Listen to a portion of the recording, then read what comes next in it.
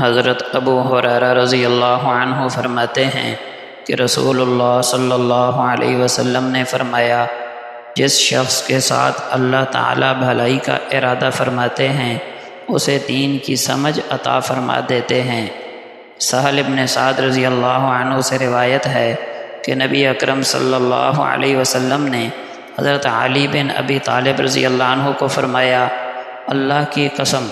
اگر تمہاری وجہ سے اللہ تعالیٰ ایک آدمی کو بھی ہدایت دے دے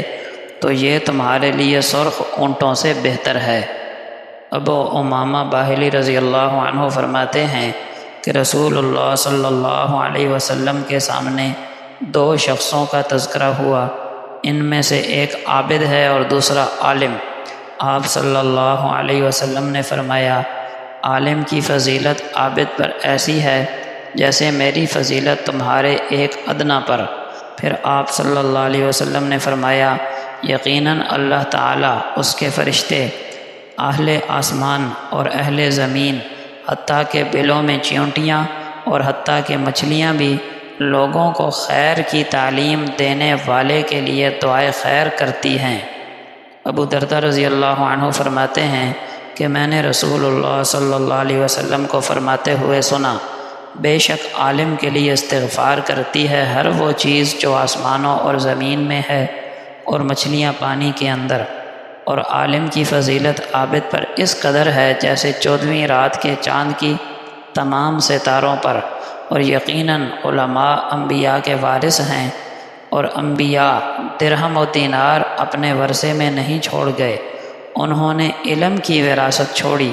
جس نے اسے حاصل کیا اس نے کامل حصہ لے لیا۔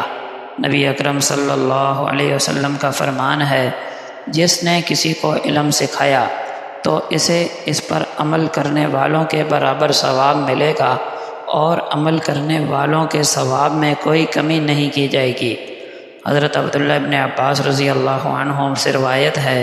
کہ نبی اکرم صلی اللہ علیہ وسلم نے فرمایا، ایک فقیہ عالم شیطان پر 1000 عبادت گزاروں سے سخت تر ہے۔ ابو ہریرہ رضی اللہ عنہ فرماتے ہیں کہ نبی اکرم صلی اللہ علیہ وسلم نے فرمایا، بہترین صدقہ یہ ہے کہ بندہ مسلم خود علم سیکھے اور پھر اپنے مسلمان بھائی کو سکھائے۔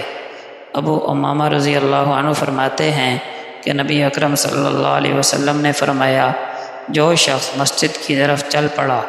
اور اس کا مقصد خیر و بھلائی کا خود علم حاصل کرنا یا دوسروں کو علم سکھانے کے علاوہ کچھ اور نہ تھا، تو اسے حاجی کے برابر حج کا ثواب ملے گا جس کا حج مکمل ہو۔